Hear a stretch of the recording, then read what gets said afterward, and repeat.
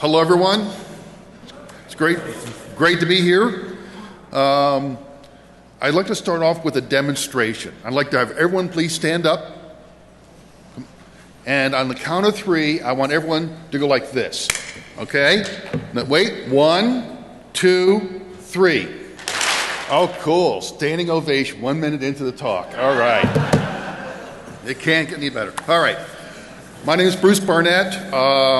I've been doing a lot of, I'm a computer scientist. Some of the work I do isn't quite as exciting to people around here, things like data provenance and security ontologies and stuff like that.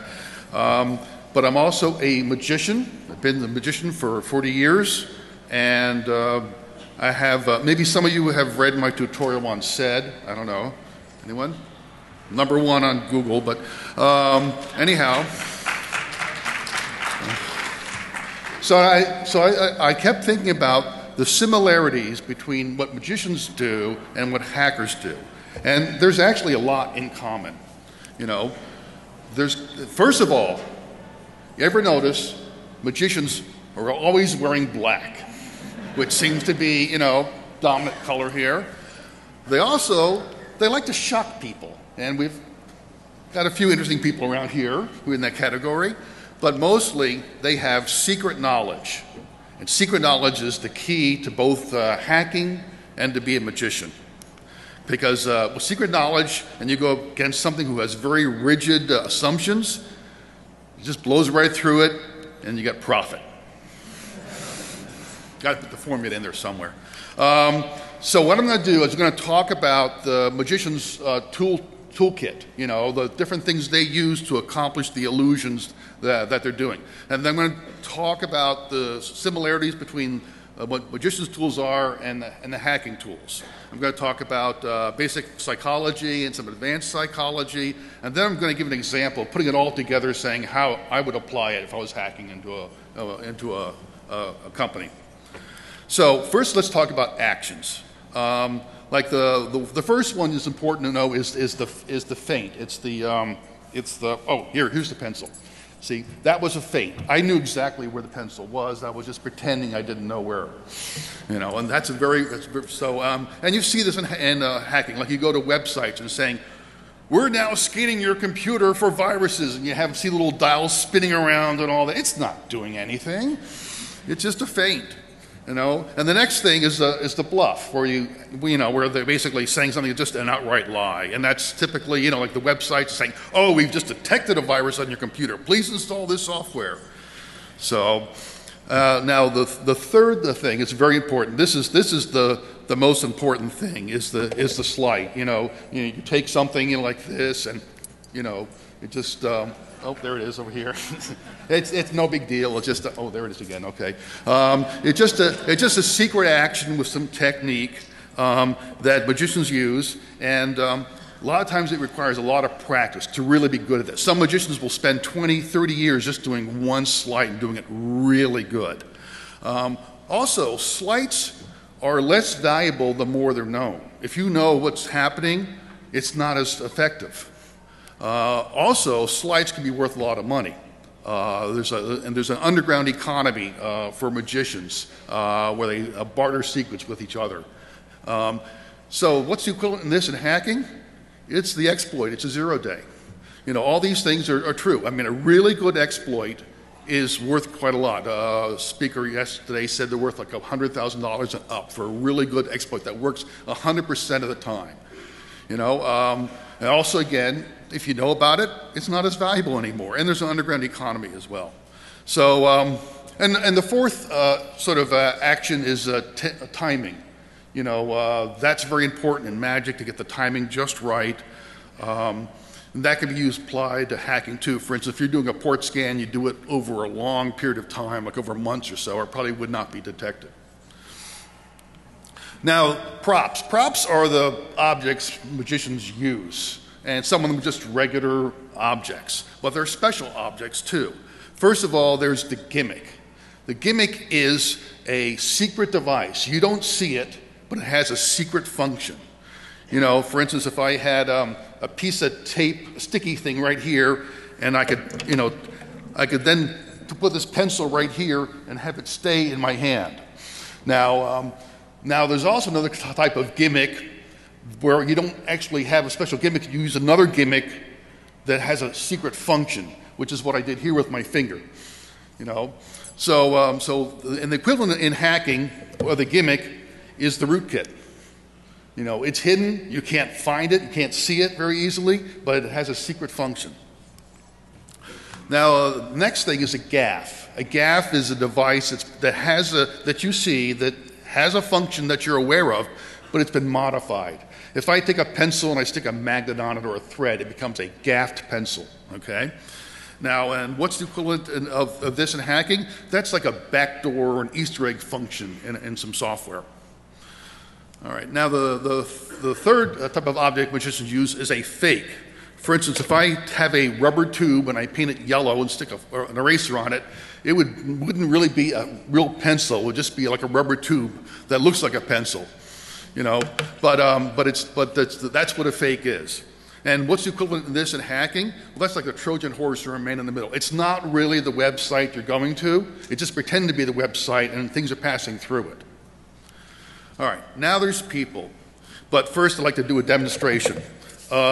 I need 3 people to have a dollar bill. Anyone has a dollar bill? You'll get it back, I promise. Okay, there's one. I need 2 more. Come on.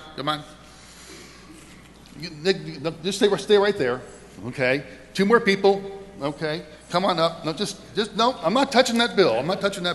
Okay. I want you to look at the bill. So you're looking at the president. Okay.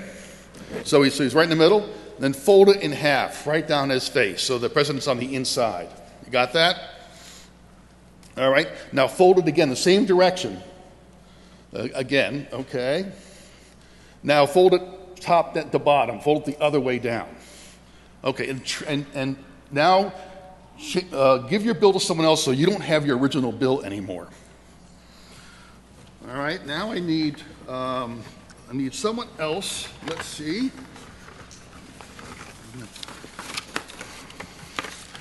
Okay, let's see, now I'm going to make sure I have all my stuff here. Okay, I need someone else to, here.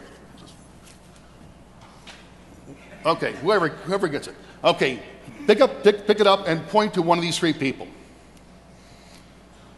Or just tell me which one you want. First, second, third. Number 2?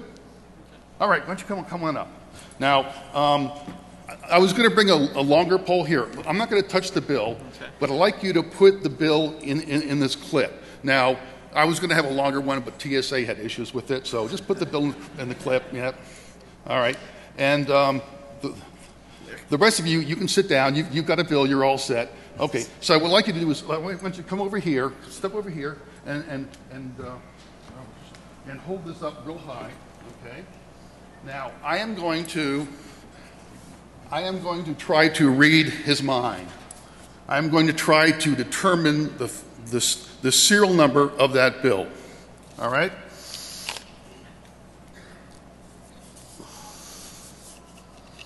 Okay, please open up the bill and look at the number. You got it? Yeah. All right. Now I want you to, did I get the number correct? Yes. Thank you very much. Oh, you people are so gullible. No. Actually, why don't you read the serial number of the bill? Step right up here and tell everyone what it is. F760821555I. Thank you very much. And you can keep the bill. You're all done. Thank you. All right. So we're going to talk about people. And, of course, the first one you're all thinking of, a shill, a stooge, a secret accomplice, you know. Now, I made things a little bit interesting to you because maybe all 3 of those people were accomplices. You know, who knows? Now, and of course in hacking, this would be the insider threat, someone on the inside. Now, for this to work, you really have to trust the person. If you don't trust the person, or suspect the person, then this might not work. So that's very important, that if you would have trust in the person. The more you trust them, the more likely you're going to be deceived by them. There's also an interesting little ploy. It's been used in the magic on a stage production where they had, the magician was the main character, and they had a protagonist, the enemy, someone who hated the magician. The magician, put something, on a table and covered it up with a cloth, and his enemy, his nemesis, says, "I don't believe you." And he picked up the cloth, says, "Yep, okay, it's still there."